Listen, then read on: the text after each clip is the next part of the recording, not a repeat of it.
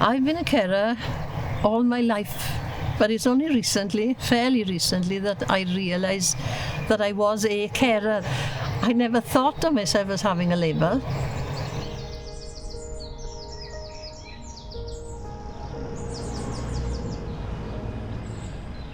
So my grandfather, I was trained from a baby to take care of him.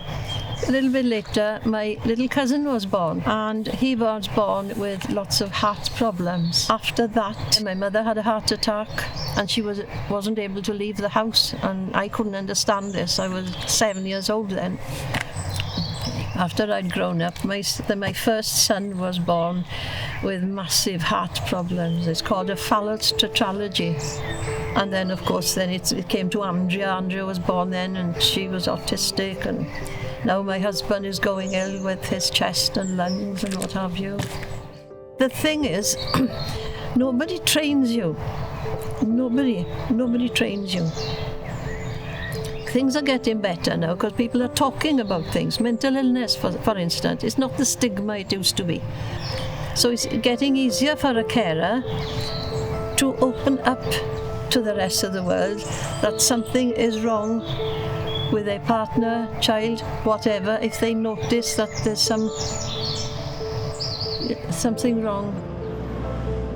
Credi is wonderful. So the best thing you can do is to join Credi. I find I can speak to the others about my problems. They open up then, and then they speak to their problems. But it's the sheer relief that you get from being able to say what happened yesterday, or what you've been able to overcome, some problem you've been able to overcome.